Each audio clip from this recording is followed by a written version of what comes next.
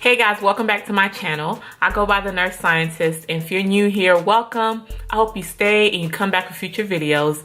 Make sure to like, comment, and subscribe so that way you won't miss any more of my future uploads. So in today's video, I wanted to go further into detail as to how I passed my nurse practitioner exam. So I actually vlogged this day. So if you haven't had a chance to watch that video, I will link it down below. So make sure to check that out. I actually took you guys on testing day, and you get to see my reaction.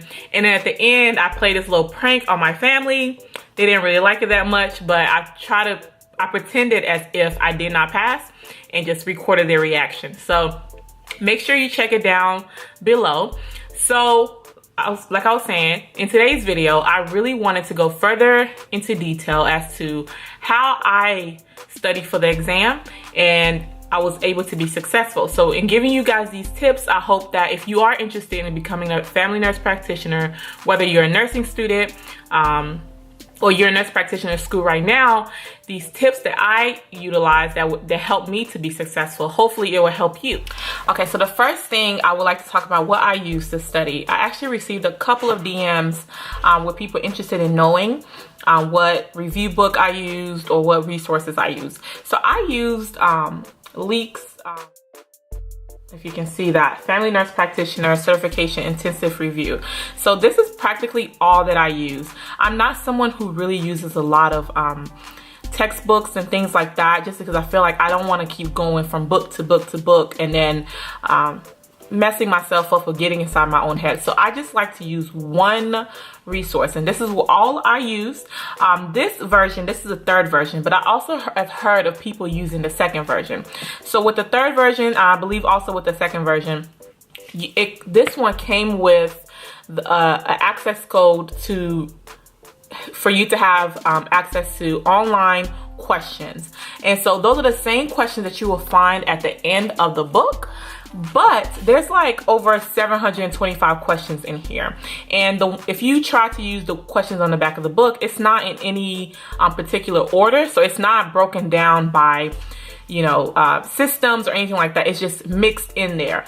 But what the online version does is it breaks it down by different systems. You can customize different quizzes that you want to take. So I like to use that better because I studied system by system.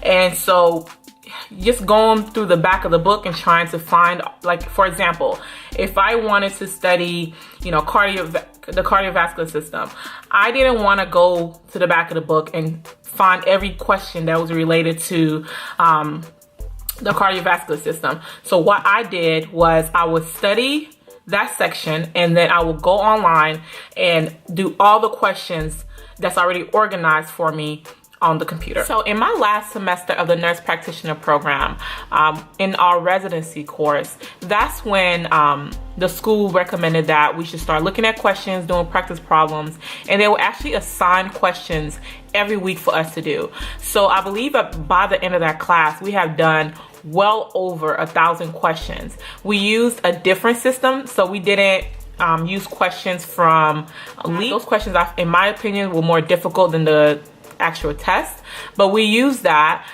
throughout the semester in preparation for boards.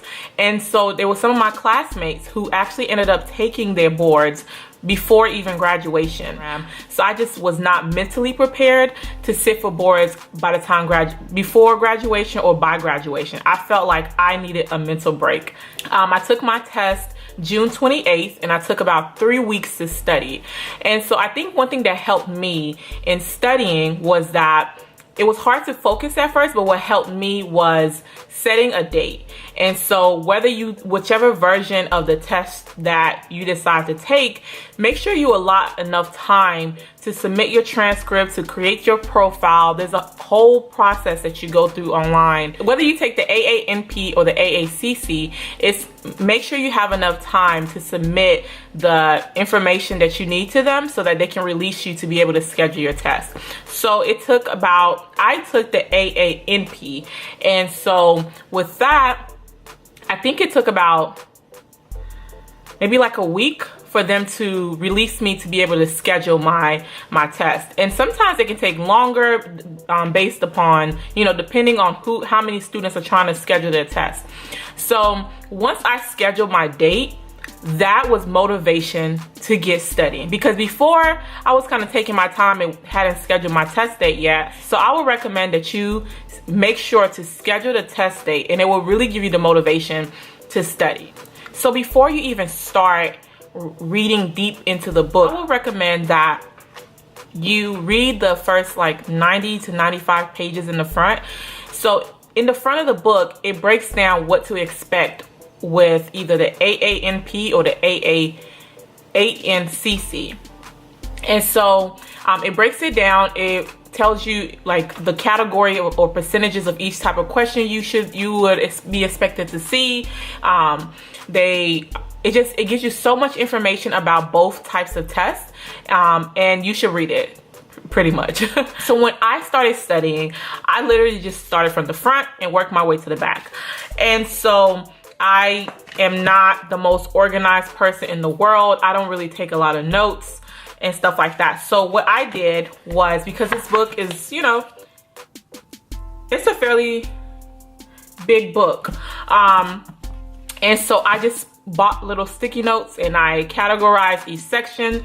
And so I broke it down so I knew where exactly, you know, head, eyes, ears, nose, and throat was. I knew where cardiovascular system was. I knew where pulmonary. I knew where peds. I knew where geriatric section was. So I separated them. And every day I pretty much woke up around 8 o'clock every day and studied to about maybe like 11 or sometime even 12. So I was putting in, you know, maybe like 15-hour days almost studying. But of course there were like breaks in between, but I did a very intensive, you know, I was in the house studying, making sure I dedicated enough time to study. And you really have to do that. I'll get into like my testing experience and all of that later. But so I went system by system. And so once I do one system, I will go online and do the questions for that system. I will read every rationale. Now, I've heard some people say that you should only read the rationale of questions that you missed. I read every single rationale. So, you know, you do what works for you.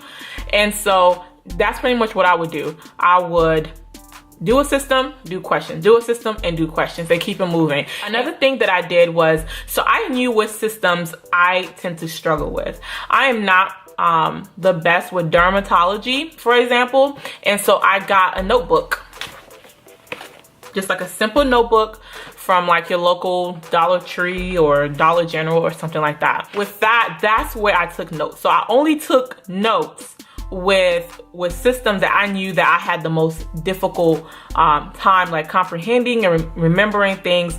And so with that, I would take notes as far as like what I read, and also like with questions that I missed, and write down like what I learned from the rationale and things like that. So it wasn't like really detailed notes, but it was just like different type of treatments and things like that, things that I just couldn't grasp as easily. When I would read within the book, I would highlight and underline. And so there was no extra notes. So I would highlight what's important and pretty much like that. So I didn't have like a specific system in how I did it. Highlight things such as like the symptoms that you should expect to see and the treatment. I didn't really highlight anything in between there. And so that way, if I ever wanted to review really quickly, I could easily go back in there and see, okay, for example, myocardial infarction. So I know what the symptoms, chest pain, diaphoretic, yada, yada, yada. And then also what the treatments would be for that, or what I needed to do as a provider for that, and keep it moving. One of the other things that I really liked about the League book was that at the end of each section, they had exam tips and clinical pearls. Those were so helpful. If you don't even read a section, please read the exam tips and read the clinical pearls at the end of each section. Pretty much summarize in bullet points the really important things about that section that you should know. It would just break it down so beautifully. Like, please please, if you don't even have time to read entire sections or entire systems, just make sure you read every single exam tip and every single clinical pearls, because it is clutch. It will really help you. It cost, I believe it was like $315. Yes. Oh my God.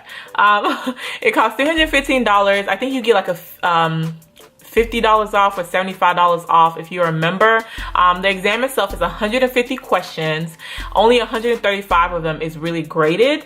But you don't know which questions. I think it's just the same with the NCLEX. Like some questions, like 15 questions, that's like, I guess it's not going to be graded. Of course, I can't like tell you which questions, you know, were on the test. But I found that I found the test to be difficult. I've had other people tell me different. Other people felt like it was, you know, much easier than the question that they prepare with. But I found the test to be extremely difficult. I genuinely thought I was failing. Like once I hit a question 80, I was like, oh, I failed. Like, that's about it. I don't know what else to tell you, but that's why I keep stressing that you have to study. Like, you have to read this entire book, or whatever book you decide to use. Make sure you know your material, because it's not one of those where you're gonna go on there and you're gonna see the same question that you saw when you were studying. I actually don't remember any of the questions being from like the leak book. Like none of the questions like popped out like, oh, I saw that in the book. Like there was none of those. Like every question to me was like, I had to think through it. Like, you know, so really study, really know topics, no treatments, no symptoms. Although I say the test was hard, because it truly was, in my opinion, I do think that if you take the time to study and truly prepare yourself, you can be successful on the nurse practitioner exam.